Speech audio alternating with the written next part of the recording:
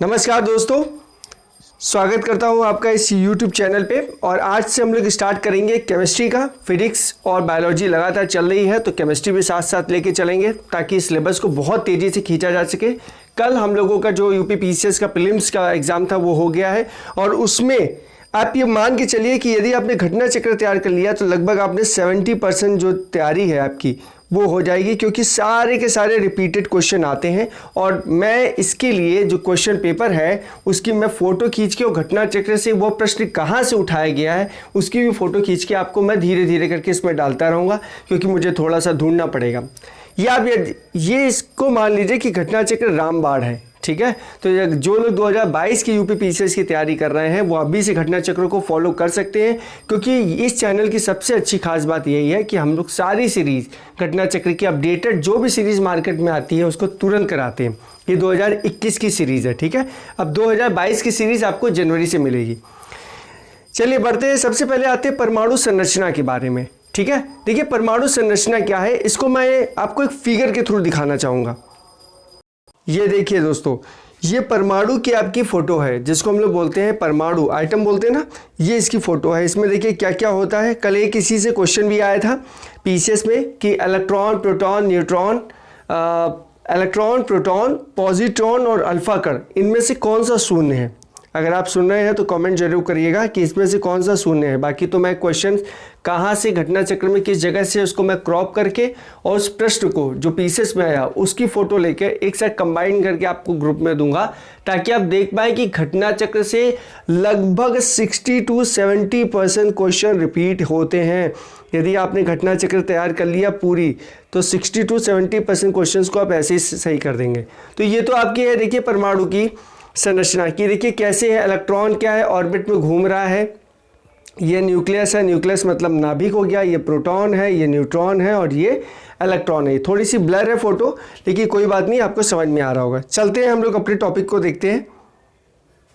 तो देखिए हम लोग परमाणु संरचना पे आ रहे हैं। सबसे पहले देखते हैं कि किसी तत्व के जो सूक्ष्म कण हैं उनसे जो अणु बनते हैं, जो भी बहुत छोटे कण उनसे जो अणु बनते हैं, जो तथा जो रासायनिक अभिक्रियाओं में बिना किसी अपघटित हुए भाग लेते हैं, क्या कहलाते हैं दोस्तों, परमाणु कहलाते हैं, आइटम कहलाते हैं।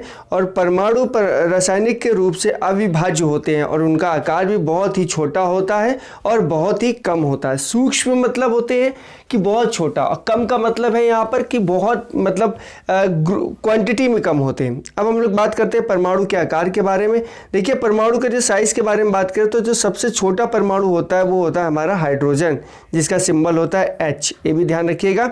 हाइड्रोजन परमाणु की जो त्रिज्या होती है वो 0.28 एंगस्ट्रॉम की होती है, लगभग होती है, ठीक है, अप्रॉक्सीमेट में होती है। और अन्य तत्वों की जो परमाणु जो त्रिज्याएं हैं वो 0.7 एंगस्ट्रॉम से लेकर 2.6 एंगस्ट्रॉम के मध्य में होती है, ठीक है। और एक एंगस्ट्रॉम की वैल्यू दोस्तों आपको पता ही है 1 × 10⁻⁸ सेंटीमीटर। अब बात करते हैं परमाणु का भार कितना होता है, उसका वेट कितना होता है। देखिए परमाणु में तो सबसे हल्का परमाणु अभी मैंने बताया हाइड्रोजन होता है। अभी मैंने ऊपर आपको इस बात का जिक्र किया कि परमाणु में सबसे छोटा परमाणु भी कौन होता है, हाइड्रोजन। और सबसे हल्का परमाणु कौन होता है, वो भी होता है हाइड्रोजन। अब परमाणु का जो द्रव्यमान होता है, जो इसका मास होता है वो होता है 1.008 AMU, ठीक है। अन्य तत्वों के परमाणुओं के द्रव्यमान जो होते हैं, जैसे मान लीजिए किसी और तत्व को ले लीजिए, ऑक्सीजन ले लीजिए, हीलियम ले लीजिए, नाइट्रोजन ले लीजिए, तो इनके जो द्रव्यमान होते हैं वो 2 से लेकर 260 AMU के बीच में होते हैं। सिर्फ हाइड्रोजन ही सबसे हल्का परमाणु है और हाइड्रोजन ही सबसे छोटा परमाणु भी है। तो इसका द्रव्यमान कितना होता है 1.008 AMU। परमाणु की संरचना के बारे में देखेंगे तो देखिए 19वीं सदी के मध्य तक परमाणु द्रव्यों के सूक्ष्मतम अविभाज्य कण माने जाते थे, परंतु 19वीं शताब्दी के दशक के अंत के दशक में उसके बाद में हुई वैज्ञानिक खोजों से ये ज्ञात हुआ है कि परमाणु स्वयं विभिन्न प्रकार के अति सूक्ष्म कणों से बने हुए हैं, जिनको हम लोग मूल कण कहते हैं। और मूल कण को इंग्लिश में क्या बोलते हैं, सब एटॉमिक और एलिमेंट पार्टिकल्स, ठीक है। मूल कणों में कुछ कण स्थायी होते हैं और शेष जो कण होते हैं वो अस्थायी होते हैं। स्थायी जो कण होते हैं वो परमाणु के बाहर स्वतंत्र अवस्था में रह सकते हैं। अस्थायी कणों का जो परमाणु के अंदर और परमाणु के बाहर क्षणिक अस्तित्व होता है। कौन सा, अस्थायी कणों का, देखिए ये स्टेटमेंट पीसेस का अगर एग्जाम होगा तो इसमें स्टेटमेंट, यही सारी चीज़ें स्टेटमेंट के रूप में लिखी होंगी और इसमें किसी में एक बदलाव कर देंगे, पूछेंगे पहला दूसरा सही है, पहला दूसरा तीसरा सही है, तीसरा चौथा सही है, ऐसे ऑप्शन बनाए जाते हैं। अब देखिएगा, इलेक्ट्रॉन, प्रोटॉन और न्यूट्रॉन स्थायी मूल कण है। कैसे मूल कण है? स्थायी मूल कण है। पॉजिट्रॉन, न्यूट्रॉन, एंटी न्यूट्रॉन और मेसॉन अस्थायी मूल कण के रूप में कहलाए जाते हैं। इलेक्ट्रॉन, प्रोटॉन और न्यूट्रॉन परमाणु संरचना के प्रमुख मूल कण होते हैं। अब हम लोग बात करते हैं क्योंकि कौन होते हैं? इलेक्ट्रॉन, प्रोटॉन और न्यूट्रॉन परमाणु संरचना के मूल कण होते हैं।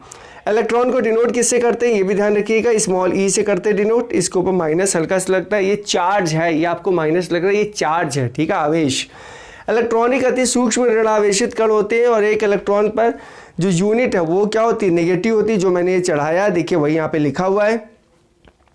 इलेक्ट्रॉन का जो द्रव्यमान होता है वो हाइड्रोजन परमाणु H द्रव्यमान MH 1.008 AMU का लगभग होता है और वो 1837 मतलब 1837 होता है। क्या होता है?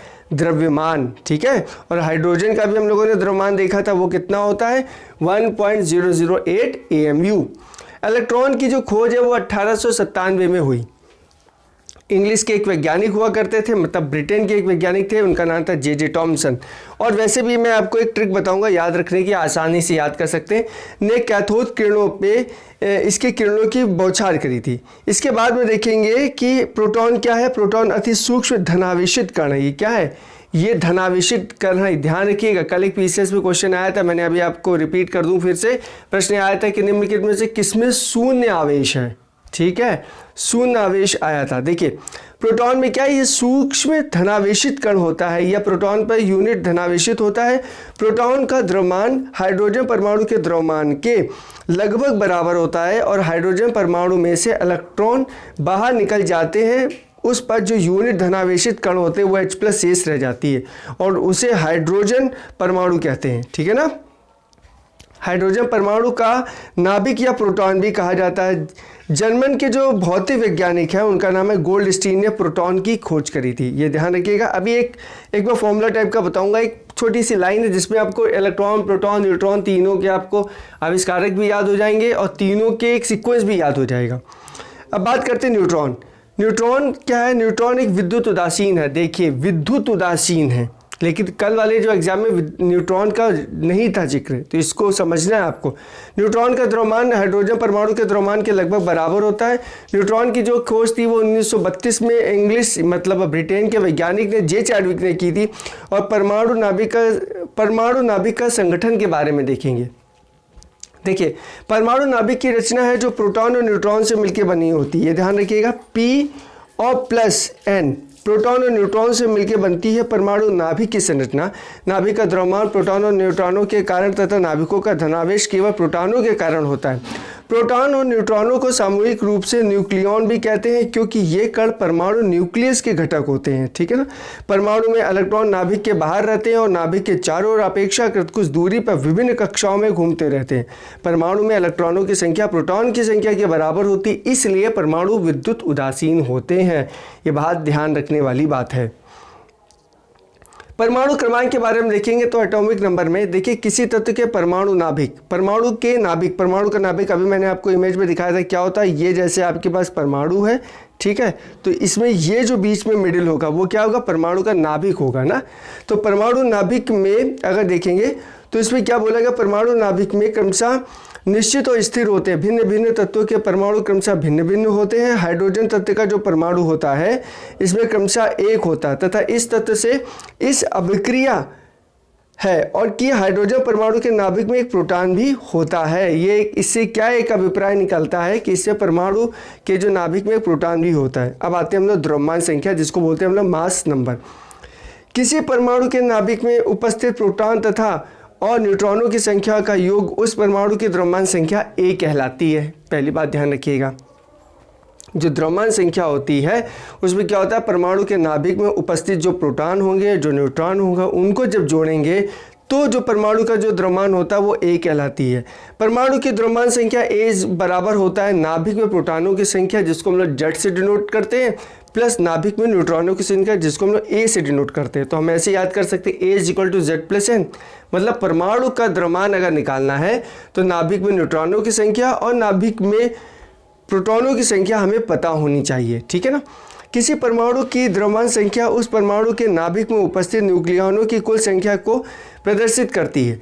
द्रव्यमान संख्या तत्व को मूल कण नहीं है और किसी तत्व के भिन्न भिन्न परमाणु की जो द्रव्यमान संख्या होती है वो हर जगह अलग अलग होती है, मतलब भिन्न भिन्न होती है। देखिए यहाँ पर इस बात का जिक्र भी है। चलते हैं अब हम लोग परमाणु भार देखते हैं।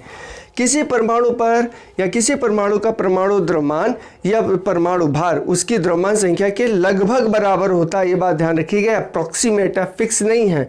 परमाणु भार जो अप्रॉक्सीमेट होता है वो है आपका द्रव्यमान संख्या A के, और परमाणु भार अप्रॉक्सीमेट है आपका नाभिक में प्रोटॉनों की संख्या Z और नाभिक में न्यूट्रॉनों की संख्या N के। N मतलब न्यूट्रॉन और Z से हम लोग प्रोटॉन को डिनोट करते हैं। अभी हम लोग इसके बारे में पढ़ भी चुके हैं।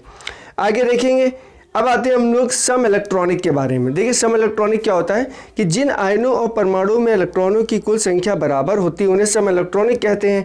सम इलेक्ट्रॉनिक आयनों और परमाणुओं के इलेक्ट्रॉनिक विन्यास एक जैसे होते हैं। जैसे देखिए सोडियम के ऊपर प्लस का चार्ज है, मैग्नीशियम के ऊपर प्लस का चार्ज है, ठीक है, फ्लोरीन के ऊपर हम लोग प्लस का चार्ज, ऑक्सीजन के ऊपर -2 है। ये इसका क्या है, देखिए जब आप बॉन्ड पढ़ेंगे ना तब आपको समझ में आएगा। सहसंयोजी बंध, विद्युत सहसंयोजी बंध, ये बॉन्डिंग में जब हम लोग इलेक्ट्रॉन का त्याग करते हैं तो हमारे ऊपर क्या चार्ज आता है, और जब हम लोग इलेक्ट्रॉन को लेते हैं तब हमारे ऊपर क्या चार्ज आता है। तो देखिए अगर हम त्याग कर रहे हैं तो हम धनी हैं, और हम अगर ले रहे हैं तो हम ऋणी हो गए। तो ये डोनर और रिसीवर वाला कॉन्सेप्ट चलता है जो अभी हम लोग आगे देखेंगे। अब देखिए सम इलेक्ट्रॉनिक है जिसमें कि प्रत्येक में से 10 इलेक्ट्रॉन होते हैं। देखिए समस्थानिक क्या होते हैं, समस्थानिक होते हैं आइसोटोप्स कहलाते हैं। आइसोटोप्स वाला ये प्रश्न मैं आपको बताऊंगा। आइसोटोप्स वाला प्रश्न अभी आपका अभी टीचर का जो एक परीक्षा हुई थी आज से लगभग 3-4 दिन पहले, उसमें आया था आइसोटोप से बढ़िया एक प्रश्न आया था। उन्होंने कई सारे केमिकल रिएक्शंस के कई सारे परमाणु दिए थे और उस परमाणुओं पे उन्होंने चार्जेस दिया था, फिर बताया था कि पूछा था कि इनमें कौन सा आइसोटोप है, ठीक है। तो वो भी क्वेश्चन का मैं स्क्रीनशॉट आपको करके इसमें ज़रूर दिखाऊंगा। देखिए समान परमाणु क्रमशः जो परंतु भिन्न परमाणु द्रव्यमानों के परमाणु के समस्थानिक कहते हैं। आवर्त सारणी में किसी तत्व के समस्थानिक का स्थान अलग अलग न होकर एक ही होता है, क्योंकि उनका परमाणु क्रमांक क्या होता है, समान होता है। हाइड्रोजन तत्व के 3 समस्थानिक जो है वो कौन कौन से हैं, जिनका परमाणु क्रमांक 1 है परंतु उनकी द्रव्यमान संख्या 1, 2, 3 है। इन समस्थानिकों को हाइड्रोजन 1, हाइड्रोजन 2 ड्यूटेरियम या डी या हाइड्रोजन 3 ट्राइटेरियम या टी से डिनोट किया जाता है या इसको कहते हैं। अब देखिए ऑक्सीजन के अगर 3 समस्थानिक होते हैं कौन कौन से, देखिए इसका क्रमांक तो 8 ही होता है ऑक्सीजन का। इसकी द्रव्यमान संख्या क्या हो सकती है, 16, 17, 18। ये क्या है, समस्थानिक। समस्थानिक समझ गए ना, वे तत्व जिनका परमाणु क्रमांक क्या हो, समान हो लेकिन द्रव्यमान संख्या क्या हो, अलग, वो कहलाते हैं समस्थानिक। समभारिक इसका उल्टा हो जाता है, ठीक है। समस्थानिक को ऑक्सीजन 16 है, ऑक्सीजन 17 भी है, ऑक्सीजन 18 भी है। मैंने ये बताया ना आपको कि जो परमाणु क्रमांक जो परिभाषा के हिसाब से बिल्कुल फिट बैठ रहा है। किसी तत्व के समस्थानिकों में प्रोटॉनों की संख्या समान होती है परंतु न्यूट्रॉनों की संख्या क्या होती है, अलग अलग होती है। आगे देखेंगे हम लोग कि समभारिक क्या होता है। अभी मैंने आपको बताया आइसोटोप पढ़ा दिया, आइसोबार समझिएगा। समान परमाणु द्रव्यमान या द्रव्यमान संख्या परंतु भिन्न भिन्न परमाणु क्रमांक के परमाणुओं को समभारिक कहते हैं। आवर्त सारणी में समभारिकों का अलग अलग स्थान अलग अलग होता है क्योंकि उनके परमाणु क्रमांक क्या होते हैं, अलग अलग होते हैं। जैसे समभारिक देखिए 1H3 और हाइड्रोजन क्या 2H3, ये क्या है, सबके सब है समभारिक है क्योंकि इनका जो परमाणु द्रव्यमान है ये क्या है, समान है। ये देखिए आपको समझ में आ रहा है, लेकिन इनका जो क्रमांक है वो क्या है, अलग अलग है। 1 और 3 ये देखिए अलग अलग है। तो ये हाइड्रोजन के हैं, ये क्या है, समभारिक हैं, जिनका परमाणु क्रमांक क्या है, भिन्न है, अलग अलग है, लेकिन परमाणु भार क्या है या द्रव्यमान संख्या क्या है, वो आपका सेम है। समभारिक के नाभिकों में प्रोटॉन और न्यूट्रॉनों की संख्या का जो योग होता है समान होता है, ये बात ध्यान रखने वाली है, परंतु प्रोटॉनों की संख्या भिन्न होती है। ये भी आपके स्टेटमेंट के रूप में पूछा जा सकता है किसी भी एग्जाम में। मान लीजिए आपसे पूछा जा सकता है कि कथन कहता है कि समभारिक वो तत्व होते हैं जिनके परमाणु क्रमांक समान होते हैं। कारण ये कहता है कि समभारिकों के नाभिकों में प्रोटॉन और न्यूट्रॉनों की संख्या का योग समान होता है। अब आपसे दे दिया, पहला सही है, कथन कारण दोनों सही है और कारण कथन का व्याख्या करता है। ठीक है, कथन सही है, कारण गलत है, कथन और कारण दोनों गलत है। तो इस प्रकार से आपसे दिया जा सकता है ऑप्शन। तो आपको ये चीज़ भी ध्यान रखनी है। सब न्यूट्रॉनिक के बारे में देखेंगे तो भिन्न परमाणु के वे परमाणु जिसमें न्यूट्रॉनों की संख्या, क्या न्यूट्रॉनों की जो संख्या होती है वो होती है समान, तो कहलाते हैं सब न्यूट्रॉनिक। देखिए शब्द से ही सब कुछ समझ में आ रहा है आपको। सब न्यूट्रॉनिक मतलब न्यूट्रॉन की संख्या हो गई समान। ठीक है, जैसे सिलिका, फास्फोरस, ठीक है, सब न्यूट्रॉनिक है क्योंकि इनके नाभिकों में न्यूट्रॉनों की जो संख्या होती है वो क्या होती है, समान होती है। इसी प्रकार आप हाइड्रोजन देख लीजिए, हीलियम देख लीजिए, कार्बन देख लीजिए, नाइट्रोजन देख लीजिए, ये क्या सब न्यूट्रॉनिक है क्योंकि अभी हम लोगों ने सब न्यूट्रॉनिक के ऊपर बात करी है। बात करते हैं रेडियो एक्टिविटी के बारे में, जो कि बहुत ही पावरफुल टॉपिक है। कुछ पदार्थ ऐसे होते हैं जैसे यूरेनियम है, थोरियम है, रेडियम है, ये स्वतः एक प्रकार के भेदी हैं। ठीक है, किरणें उत्सर्जित करते हैं और ऐसे पदार्थों को रेडियो एक्टिव पदार्थ कहते हैं। और पदार्थों का स्वतः भेदी किरणें उत्सर्जित करने का गुण रेडियो एक्टिवता कहलाता है। रेडियो एक्टिवता परमाणु नाभिक का गुण है और रेडियो एक्टिव तत्वों के नाभिक अस्थायी होते हैं। उनमें स्वतः विघटन का गुण होता है। परमाणु नाभिक के स्वतः विघटन को रेडियो एक्टिव विघटन भी कहते हैं। परमाणु नाभिक में भेदी जो किरणें होती है जिनको बोलते हैं हम लोग अल्फा बीटा गामा। देखिए ये आपसे पूछा जा सकता है कि कौन कौन सी भेदी किरणें होती है। भेदी किरणें का मतलब क्या होता है, ये किसी न किसी चीज़ को भेद देती हैं। जैसे आप देखिए उदाहरण के तौर पर दैनिक जीवन में आप जब अपना अल्ट्रासाउंड कराने जाते हैं तो ये भी एक प्रकार की रेज है। जब आप अपना एक्सरे कराते हैं ये भी एक प्रकार की रेज है। जब आपका इंडोस्कोपी होता है, जब आपका MRI होता है, ये भी एक बहुत प्रकार की रेज है। ठीक है, अल्फा बीटा गामा किस प्रकार की रेज का यूज़ किस में होता है, ये सब हम लोग आगे पढ़ेंगे। ये किरणें जो होती हैं वो रेडियो एक्टिव किरणें कहलाती हैं। रेडियो एक्टिव विघटन एक नाभिकीय प्रक्रिया है, ना कि एक रासायनिक प्रक्रिया। ये बात को ध्यान रखना है। रेडियो एक्टिव का गुण प्रायः भारी नाभिकों में पाया जाता है क्योंकि भारी नाभिक क्या होते हैं, अस्थायी होते हैं।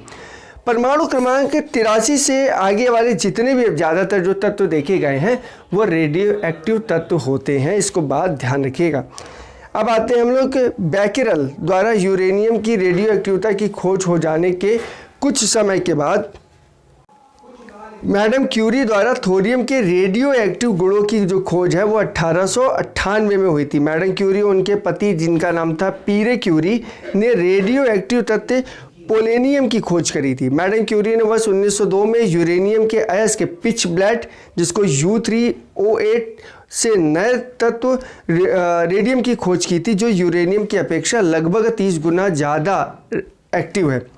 वर्तमान शताब्दी में कई नई रेडियो एक्टिव तत्वों की खोज की गई है जिनमें रेडॉन है, ठीक है, जिसको हम लोग आयरन से डिनोट करते हैं।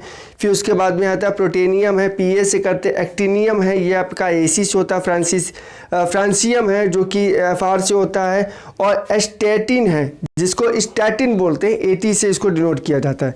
तो ये इस प्रकार के जो तत्व हैं इनका वर्णन किया गया। देखिए घटना चक्र को पढ़ने का सबसे बढ़िया तरीका ये है कि आप अपने टेबल के सामने घटना चक्र को, ये वीडियो को ऑन करके रख लीजिए, अपनी किताब रख लीजिए और बस वीडियो को देखते जाइए और किताब को देखते जाइए। या पूरी वीडियो को कंप्लीट करने का सबसे बढ़िया तरीका है कि आप वीडियो को देख लीजिए और प्लेलिस्ट को खोल लीजिए, बैक टू बैक अपने आप प्लेलिस्ट, जो भी वीडियो खत्म होगी उसके बाद में सीक्वेंस से वीडियो चालू हो जाएगी। ये लगभग 2 दिन कर लेंगे ना तो आपकी पूरी की पूरी पॉलिटी खत्म हो जाएगी, पूरी की पूरी आपकी हिस्ट्री खत्म हो जाएगी, सारे सब्जेक्ट, और कई बार रिवीजन कर सकते हैं।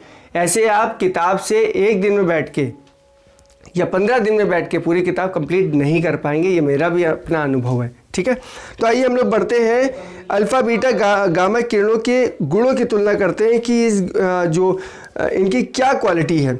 सबसे पहले एक तरफ देखिए यहाँ पे लिखा हुआ है गुण, क्या क्वालिटी है, फिर किरणें हैं, फिर अल्फा बीटा और गामा किरणें के बारे में। सबसे पहले इनकी प्रकृति देते हैं, इनका नेचर क्या है। देखिए अल्फा किरणें जो होती हैं वो एक तो धनावेशित होती है। सबसे पहले ये बात ध्यान रखना है कि आपसे क्वेश्चन पूछा जा सकता है कि अल्फा किरणें किस प्रकार की होती हैं, धनावेशित होती हैं, ऋणावेशित होती हैं या सदृश होती हैं। तो आपको बताना है कैसी है, धनावेशित है। अल्फा कणों से बनी है। ठीक है, अल्फा कण पर 2 यूनिट धनावेश होता है। अल्फा कण का द्रव्यमान हीलियम 4 के परमाणु के नाभिक के द्रव्यमान के बराबर होता है, जिसका मतलब है 4 AMU होता है। अल्फा कण हीलियम परमाणु का नाभिक होता है। इसे हाइड्रोजन 2He4 अल्फा संकेत 2He4 द्वारा प्रदर्शित करते हैं। ठीक है, बात करते हैं बीटा किरणें की। बीटा किरणें में देखिए क्या ये ऋण आवेशित होता है, इसको बात ध्यान रखना है। बीटा कणों से मिलकर बनी होती है, ऋण आवेशित होती है। बीटा कण इलेक्ट्रॉन होते हैं। बीटा कण अर्थात इलेक्ट्रॉन पर यूनिट धनावेशित होता है तथा कण का जो द्रव्यमान होता है वो 0.00054836 माफ कीजिएगा 86 AMU होता है। बीटा कण को -1b⁻0 जिसको हम लोग ये आवेश है ये, ठीक है ना, और 1e की पावर जो उदासीन कह सकते हैं या शून्य कह सकते हैं, आदि संकेत द्वारा इसको डिनोट किया जाता है। गामा किरणों की अगर बात करें तो देखिए गामा किरणों के सदृश विद्युत चुंबकीय विकिरण होती है। गामा किरणों का जो तरंग है वो दैर्घ्य 1 एंगस्ट्रॉम के लगभग बराबर ही होता है। ठीक है, अब हम लोग देखते हैं कि अल्फा बीटा गामा किरणें ही हैं, लेकिन इनकी वेग के हिसाब से क्या इनके ऊपर इफेक्ट पड़ता है, मतलब इनकी वेलोसिटी के हिसाब से क्या इफेक्ट पड़ता है। देखिए जो अल्फा किरणों का जो वेग है लगभग प्रकाश के वेग का 1/10 होता है, ये बात ध्यान रखिएगा। ये इस टाइप के जो कहे ना वो स्टेटमेंट के थ्रू आते हैं। बीटा किरणों में देखेंगे तो बीटा किरणों का जो वेग है प्रकाश के वेग के बराबर होता है, और गामा किरणों का जो वेग है वो प्रकाश के वेग के ही बराबर होता है। ठीक है, अब देखते हैं भेदन क्षमता में कौन सबसे ज़्यादा पावरफुल है। तो देखिए जो अल्फा किरणें हैं वो 0.002 सेंटीमीटर मोटी एल्युमिनियम की चादर को भेद सकती हैं। बीटा किरणें क्या करती हैं, ये बहुत हाई रेज वाली वेलोसिटी वाली किरणें होती हैं। ये 0.2 सेंटीमीटर मोटी चादर की जो एल्युमिनियम की चादर वो भेज सकती हैं, और जो गामा किरणें हैं वो 100 सेंटीमीटर मोटी चादर को भेज सकती हैं। सबसे पावरफुल है 100 सेंटीमीटर, ये कोई डेसिमल में नहीं है, ये डायरेक्ट है आपका 100 सेंटीमीटर। ठीक है, मोटी चादर को भेज सकती हैं। अब बात करते हैं आयनकारी क्षमता। आयनकारी क्षमता का मतलब होता है कि इसमें मतलब कितनी आयनिक क्षमता होती है। ठीक है ना, तो अल्फा किरणें जो होती है वो गैसों को आयनित करती हैं, उनकी आयन क्षमता होती है। बीटा किरणें क्या होती है, गैसों को आयनित करती हैं, उनकी आयन क्षमता अल्फा किरणें की अपेक्षा 100 गुना अधिक होती है। ठीक है ना, और इसमें क्या होती है, बीटा किरणों की अपेक्षा 100 गुना होती है। तो ये अल्फा किरणें क्या होती है, सबसे ज़्यादा आयनित होती हैं, और बीटा किरणों के बारे में जब बताया जा रहा है तो बताया जा रहा है कि ये अल्फा किरणों से 100 गुनी ज़्यादा ताकतवर है। और वहीं अगर आप देखेंगे गामा रेस के बारे में, तो गामा किरणों को आयनित करती हैं, और इनकी आयनकारी जो क्षमता होती है वो अल्फा किरणों की 1/10,000 गुनी होती है, तथा बीटा किरणों की 1/100 गुनी के बराबर होती है। अब बात करते हैं हम लोग विद्युत और चुंबकीय क्षेत्र के बारे में। देखिए अल्फा बीटा और गामा किरणों की ही हम लोग बात कर रहे हैं, तो हम लोग देखेंगे अल्फा किरणें जो होती है वो विद्युत क्षेत्र में ऋण आवेशित प्लेट की और विक्षेपित हो जाती हैं। जो अल्फा किरणें हैं वो चुंबकीय क्षेत्र में भी विक्षेपित होती हैं। ठीक है ना, बीटा किरणों के बारे में देखेंगे तो बीटा किरणें विद्युत क्षेत्र में धन आवेशित प्लेटों की ओर मुड़ जाती हैं। बीटा किरणें विद्युत क्षेत्र में अल्फा किरणों की अपेक्षा क्या होती है, अधिक विक्षेपित होती है, क्योंकि अति अल्प द्रव्यमान के कारण बीटा किरणों के आवेश और जो द्रव्यमान का जो अनुपात है वो बहुत उच्च होता है, बहुत ही हाई फ्रिक्वेंसी में होता है। ठीक है, बीटा किरणें चुंबकीय क्षेत्र में भी विक्षेपित होती हैं। गामा किरणों की अगर बात करी जाए तो देखिए गामा किरणें विद्युत उदासीन होती हैं, और इन किरणों पर विद्युत और चुंबकीय क्षेत्र का कोई भी प्रभाव नहीं देखा गया है। आगे देखेंगे हम लोग फोटोग्राफिक प्लेट के ऊपर कि भाई फोटोग्राफिक प्लेट पे इसका क्या इफेक्ट पड़ता है। तो देखिए मैं एक बाउंड्री खींच दे रहा हूँ ताकि आपको पता चल जाए इससे नीचे वाला फोटोग्राफिक प्लेट पर प्रभाव है। देखिए ये फोटोग्राफिक प्लेट जो है उसके ऊपर हम लोग प्रभाव के बारे में देख रहे थे, तो क्या प्रभाव पड़ता है। देखिए सबसे पहले है कि अल्फा किरणें फोटोग्राफिक प्लेट को काला कर देती हैं। बीटा किरणें फोटोग्राफिक प्लेट को अल्फा किरणों की अपेक्षा कम काला करती हैं, मतलब काला होगी लेकिन बीटा किरणें जो होंगी अल्फा किरणों की अपेक्षा कम काला करेंगी, और गामा किरणें तो फोटोग्राफिक प्लेट को सबसे कम काला करती हैं।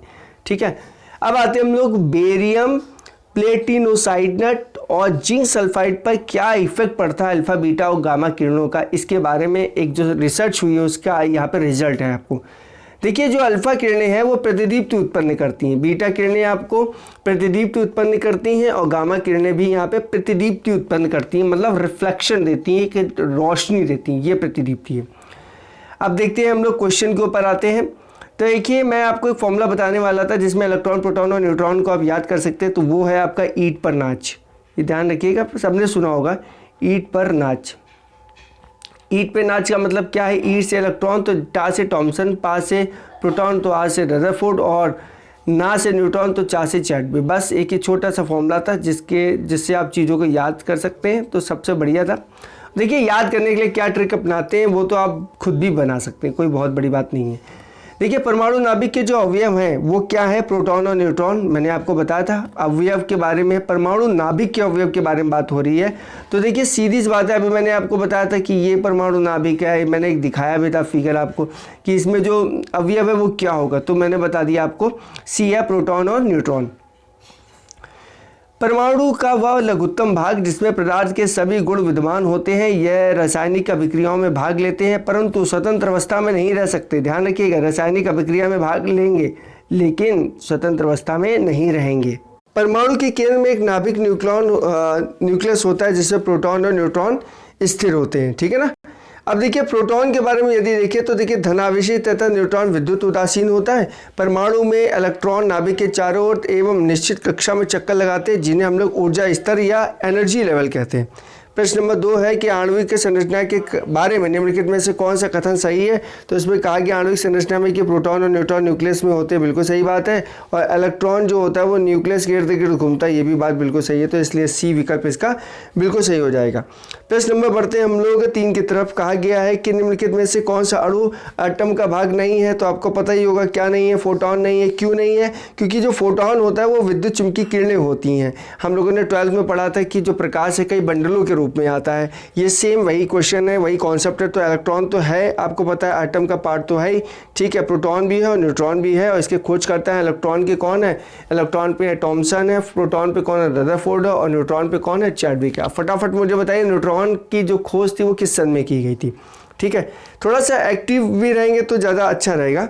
आगे देखते हैं हम लोग। देखिए इसके बारे में सब आपको मैंने बता ही दिया है। प्रश्न नंबर 4 में आते हैं कि एक ही प्रकार का परमाणु निम्नलिखित में से किस में मिलता है? तो वो है आपका प्राकृतिक तत्व में बनता है, बिल्कुल, जिसको हम लोग बोलते हैं नेचुरल एलिमेंट, ठीक है ना, बोलते हैं। प्रश्न नंबर 5 पे आते हैं परमाणु नाभिक किसने खोजा था? तो देखिए परमाणु नाभिक खोजा था रदरफोर्ड ने, और कब? 1911 में। ये भी बात ध्यान रखिएगा, 1911 में परमाणु का नाभिक खोजा गया था।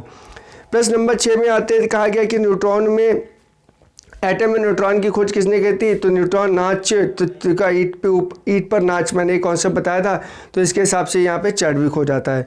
आगे बढ़ते हैं हम लोग, आगे बढ़ते हैं तो यहाँ लिखा हो देखिए न्यूट्रॉन, रदरफोर्ड ने एक परमाणु में न्यूट्रॉनों के अस्तित्व को प्रस्तावित किया था, किंतु न्यूट्रॉन की जो खोज थी वो 1932 में चैडविक ने की थी, और जो कि मैंने अभी आपसे प्रश्न भी पूछा था, तो इसका सही उत्तर क्या हो जाएगा? 1932 हो जाएगा, जो मैंने अभी आपसे पूछा था।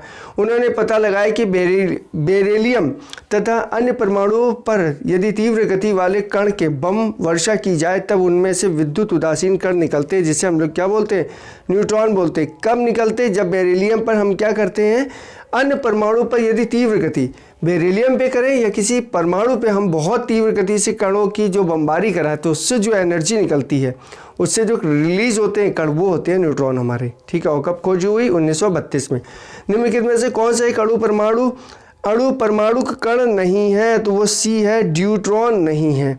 आगे देखो, अणु परमाणु प्रारंभिक या सम्मिलित से परमाणु होते हैं जो अणु से छोटे होते हैं। अणु परमाणु कणों में इलेक्ट्रॉन, प्रोटॉन, न्यूट्रॉन शामिल होता है। ड्यूट्रॉन एक स्थिर कण होता है जिसको स्टेबल हम लोग पार्टिकल्स बोलते हैं, जिसमें एक प्रोटॉन तथा एक न्यूट्रॉन होता है। देखिए मैंने आपसे क्या कहा, प्रश्न पूछा गया था अणु परमाणु सम्मिश्रण में छोटे से छोटे अणु परमाणु के बारे में पूछा गया था, जो मूल कण है। ये देखिए ये कण तो है न्यूट्रॉन, लेकिन जो प्रश्न के अकॉर्डिंग पूछा गया यहाँ पर कि कौन अणु परमाणु कण नहीं है, उस हिसाब से ड्यूट्रॉन नहीं है। और ड्यूट्रॉन के अंदर क्या होता है? ड्यूट्रॉन के अंदर एक प्रोटॉन और एक न्यूट्रॉन होता है। चलिए प्रश्न नंबर आते हैं हम लोग 8 पे। निम्नलिखित में से कौन सा एक कण प्रतिकण युग में है? तो कण प्रतिकण युग में क्या है? इलेक्ट्रॉन आपका और प्रोटॉन आपका क्या है? कण प्रतिकण युग में है।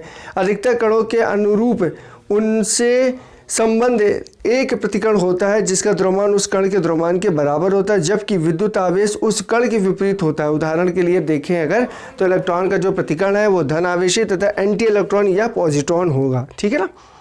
अब देखिए बहुत ही शानदार क्वेश्चन है, आपको मिलान करना है। मिलान आप ऐसे नहीं कर पाएंगे यदि आपने ढंग से इसको पढ़ नहीं रखा है तो देखिए इसको देखिए मिलान करते हैं। शून्य जो कण है, देखिए शून्य जो द्रव्यमान है तो वो किससे है, थोड़ा सा ऊपर कर देता हूँ मैं। शून्य जो द्रव्यमान है वो आपका है क्वार्ट्ज से, ठीक है ना। और अगर आंशिक आवेश के बारे में देखेंगे, नहीं माफ़ कीजिएगा, शून्य जो है वो आपका क्वार्ट्ज से नहीं है, शून्य आपका है न्यूट्रॉन से, ठीक है। शून्य किससे है आपका, न्यूट्रॉन से है, शून्य आपका है न्यूट्रॉन से, ठीक है। और आंशिक आपका क्वार्ट्ज से है। और पूर्णांक आप देखेंगे चक्रण के बारे में पॉजिट्रॉन है और बाकी का 4 है। तो देखिए ये कहाँ पे मिलता है, तो देखिए 2 3 1 4 ये आपको मिल जाता है ए वाले ऑप्शन पे। इसका एनालिसिस पे थोड़ा देख लेते हैं। देखिए पॉजिट्रॉन के बारे में हम लोगों ने बहुत चिल्ला के पढ़ा, बहुत दहाड़ के पढ़ा है अभी हम लोगों ने आके, ठीक है। लेकिन एक बार फिर से देख लेते हैं। पॉजिट्रॉन एक धनावेशित मूल कण होता है जिसका द्रव्यमान एवं आवेश इलेक्ट्रॉन के बराबर होता है, इसलिए इसे इलेक्ट्रॉन का विरोधी कण भी बोलते हैं। क्यों कहते हैं विरोधी, क्योंकि इसका जो द्रव्यमान और इसका जो चार्ज होता है वो इलेक्ट्रॉन के इक्वल होता है। तो भैया जब आप किसी के इक्वल होगे तो विरोधी तो हो ही जाओगे, तो इसलिए इलेक्ट्रॉन भी इसको अपना विरोधी मानता है, इसको बोलता है एंटी पार्टिकल। और इसका जो प्रचक्रण होता है जिसको हम लोगों ने क्वांटम जब हम लोग ऑर्बिट भरते हैं तो आप बाहु का नियम यूज़ करते हैं, हुंडबर्ग का नियम यूज़ करते हैं, तो वैसे स्पिन जो चक्रण है इसका 1/2 होता है, ये बात ध्यान रखिएगा, ठीक है ना। न्यूट्रॉन में देखेंगे तो ये द्रव्यमान एवं आवेशित का मूल कण होता है। इनकी जो खोज है वो पाउली ने की थी।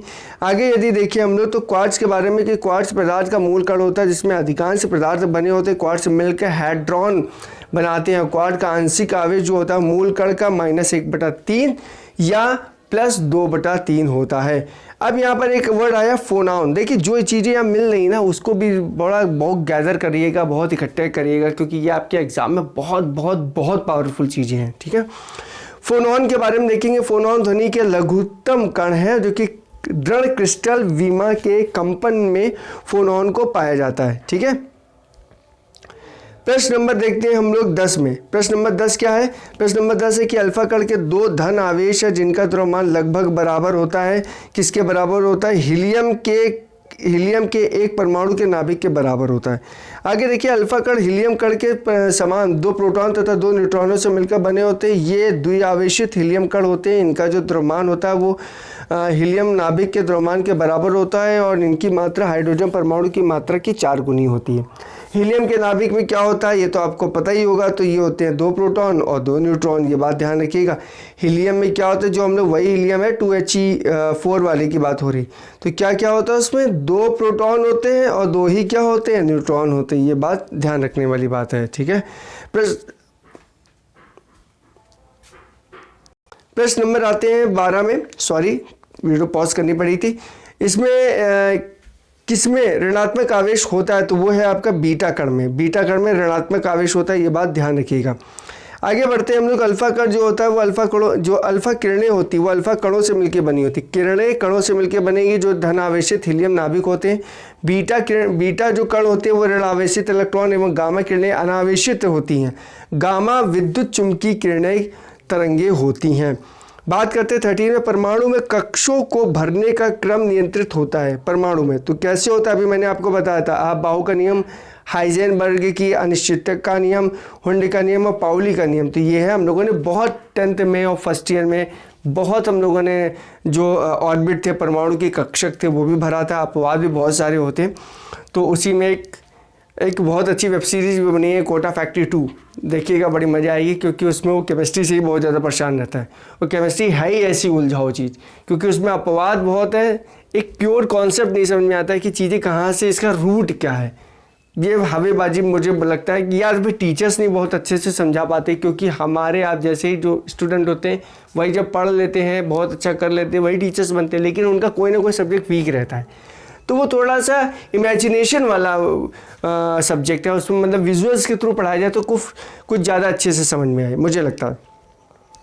आबाऊ एक जर्मन शब्द है जिसका अर्थ होता है निर्माण करना, और यह नियम तत्वों के इलेक्ट्रॉनिक विन्यास लिखने की एक आसान विधि प्रदान करता है। और इसके अनुसार इलेक्ट्रॉन जो है वो सर्वप्रथम निम्न ऊर्जा स्तर, मतलब कम हाई एनर्जी वाले से हाई एनर्जी वाले के ऊपर जाते हैं। तब इलेक्ट्रॉन इस ऊर्जा स्तर से क्या होता है, उच्च ऊर्जा स्तर में जाता है। इस प्रकार यह क्रम चलता रहता है। बहुत जो सिद्धांत है वो पाउली के अपवर्जन नियम और हुंड के मैक्सिमम मल्टीप्लिकेशन नियम तथा कक्षों की तुलना उत्सर्जों पर आधारित है। देखिए कितने सारे नियम से बना हुआ है।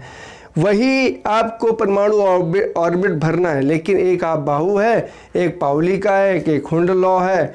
तो ये बहुत सारे मतलब प्योर कॉन्सेप्ट ही, मैथ में सीधा प्योर कॉन्सेप्ट है कि भाई ये फॉर्मूला है, ऐसे सवाल लगना, ये है, इसका ऐसे होगा, ये ऐसा है। लेकिन इसमें मुझे बहुत अटपटा टाइप का लगता है इसमें। क्वेश्चन नंबर आते हैं 14 में। देखिए रासायनिक तत्व के अणु के संदर्भ में चुंबकीय क्वांटम संख्या का संबंध क्या है, तो वो है अभिविन्यास से। ठीक है ना।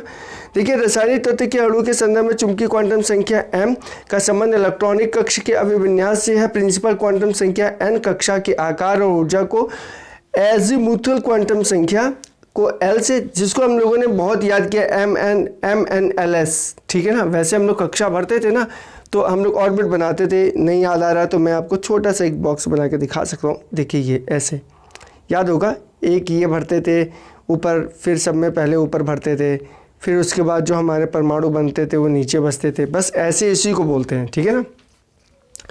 इसी को बोलते हैं एजीमुथल, बोलते हैं एजीमुथल क्वांटम संख्या बोलते हैं। ठीक है ना। आगे हम लोग देखेंगे तो एल कक्षा और त्रिविम आकृति को तथा स्पिन जो क्वांटम संख्या होती है उसको एस जो कक्षक होते हैं इलेक्ट्रॉन के चक्रण को बताती है। मतलब एस जो होते हैं वो आखिरी में भरते हैं। तो बस इसी को आपको याद रखना है। जिन तत्वों के परमाणु 2 प्रोटॉन 2 न्यूट्रॉन 2 इलेक्ट्रॉन हो, उन तत्व के परमाणु संख्या कितनी होगी, वो होगी 4। आपको देखिए भरना आना चाहिए। ए इज इक्वल टू, मैंने बताया था क्या होता है, ए इज इक्वल टू, मैंने इसके बारे में आपको बताया था कि जो प्रोटॉन है इसको हम लोगों ने एक अलग फॉर्मूले से डिनोट किया है ना। तो इसको यहाँ समझ लीजिए कि यहाँ प्रोटॉन की जगह रख दी, न्यूट्रॉन की जगह रख दी, क्योंकि A is equal to proton plus neutron होता है, इसलिए यहाँ पे 4 आ गया। एक तत्व के इलेक्ट्रॉन और न्यूट्रॉनों की जो संख्या 18 है, समझिएगा, तत्व के इलेक्ट्रॉन है 18, न्यूट्रॉन है 20। ठीक है। तो इस तत्व के पर जो द्रव्यमान संख्या है वो क्या होगी, वो हो जाएगी आपकी 38, नहीं यहाँ 38 हो जाएगी। देखिए कैसे पूरा कैलकुलेट करके दिया है। प्रोटॉन की जो संख्या होती है उस पर न्यूट्रॉन की संख्या को जोड़ देते हैं तो 18 + 20 38 हो गया। ठीक है। इसको देख लीजिएगा, इसको मतलब याद ही कर लीजिएगा, फॉर्मूले हैं बस। ये फॉर्मूला याद है तो आप इस पर रख पाएंगे, फॉर्मूला नहीं याद है तो नहीं रख पाएंगे। परमाणु जिसमें प्रोटॉनों की संख्या समान हो परंतु न्यूट्रॉनों की संख्या भिन्न भिन्न रहती है क्या कहलाता है। देखिए कितनी बार किस में पूछा गया, पीसीएस में, एलडीसी में, यूपी पीसीएस 2009 में, तो वो कहलाते हैं समस्थानिक। समस्थानिक में क्या, वे तत्व जिनका परमाणु क्रमांक समान तथा द्रव्यमान संख्या भिन्न हो समस्थानिक। वे तत्व जिनके परमाणु क्रमांक का समान तथा द्रव्यमान संख्या समान हो वो कहलाता है संभारिक। तो बस यही है आंसर। देखिए इसको मैंने पढ़ के बता ही दिया है, इसको चाहे तो आप वीडियो पॉज करके देख सकते हैं, लेकिन मैंने आपको बोल के बता दिया है। ठीक है। समस्थानिक क्या होते हैं, बिल्कुल सही बात है। अभी हम लोगों ने बात करी कि वो तत्व जिनका परमाणु जो भार होता है वो भिन्न होता है, लेकिन परमाणु क्रमांक क्या होती है, सेम होती है, तो वो आपका हो गया आपका समस्थानिक हो गया। किसी परमाणु नाभिक का आइसोटोप्स वह नाभिक होता है जिसमें क्या होगा, जिसमें होगा प्रोटॉनों की संख्या वही होती है परंतु न्यूट्रॉनों की संख्या भिन्न होती है। ठीक है ना। अब देखिए बहुत अच्छा क्वेश्चन है। निम्न में सब न्यूट्रॉनिक्स आपको छांटने थे तो सब न्यूट्रॉनिक इसका डी हो जाएगा। अब देखिए सब न्यूट्रॉनिक कैसे डी हो जाएगा, इसको हम लोगों ने यहाँ पर मतलब घटना चक्र ने एक्सप्लेन भी किया है कि भिन्न भिन्न तत्वों के वे परमाणु जिसमें न्यूट्रॉनों की संख्या समान होती है सब न्यूट्रॉनिक कहलाते हैं। न्यूट्रॉनों की संख्या द्रव्यमान संख्या माइनस प्रोटॉनों की संख्या। जैसे अगर कार्बन है तो ये कार्बन अगर आप देखेंगे तो कार्बन में देखिए 14 आपका परमाणु क्रमांक है, 6 आप जो आपका है वो परमाणु भार है। ठीक है ना।